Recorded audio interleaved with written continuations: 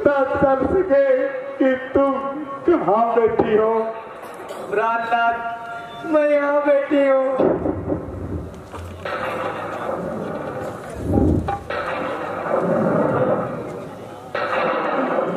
प्रभु मुझे मेरे अपराध को माफ करना। धन्य हो सत्यवादी राजा हरिश्चंद्र, धन्य हो। अपने आंखों की पट्टी उतारो। पहले मुझे मेरा काम पूरा करने दो। अब इसकी कोई जरूरत नहीं है।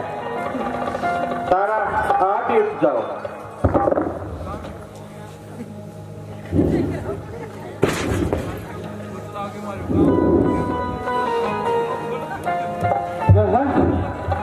कौन मुनि विश्वामित्र जी?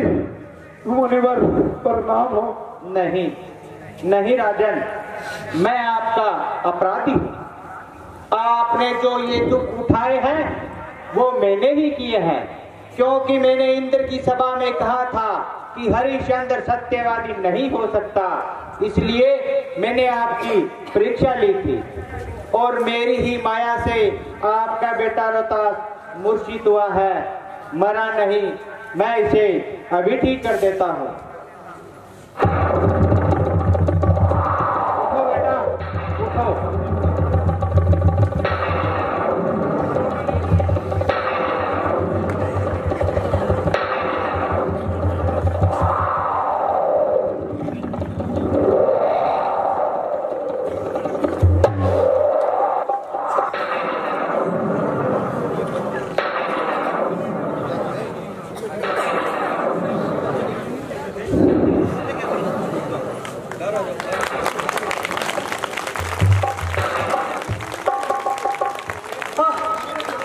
बेटा रोता।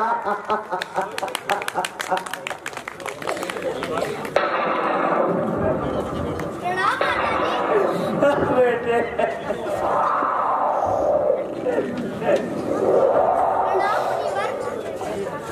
हाँ बेटा।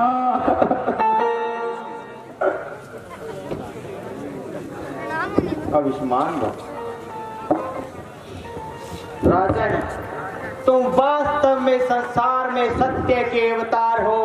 मेरी इतनी परीक्षाओं के बाद भी तुम खरे उतरे हो और मैं अब आपसे क्षमा चाहता हूँ। नहीं मुनिवर नहीं, आप मुझे लज्जित मत कीजिए। मुझ पर जो भी विपत्तियां आई वह सब मेरे कर्मों का ही फल था। मुनिवर प्रणाम हो। जीव रहो। भगवान, और कोई कसर रह गई हो वो भी पूरी कर लीजिए। ये परीक्षा देने के लिए तैयार है। मुनिवर मुझे क्षमा करें, मैं अपनी करनी पर शर्मिंदा हूँ।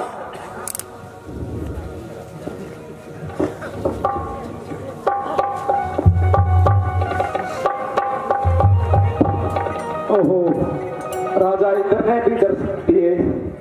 आज तो मेरे बहुत ही भाग्य अच्छे हैं जो सभी ने मुझे दर्शन दिए। राजन मुझे क्षमा करें, क्योंकि आपने मेरे कारण बहुत सारे कष्ट उठाए हैं और आपकी इस परीक्षा से मैं खुश होकर समस्त देवताओं की तरफ से दुआ करता हूं कि जब तक पृथ्वी आकाश सितारे रहेंगे तब तक इस जगत में सत्यवादी राजा हरिश्चंद्र का नाम रहेगा।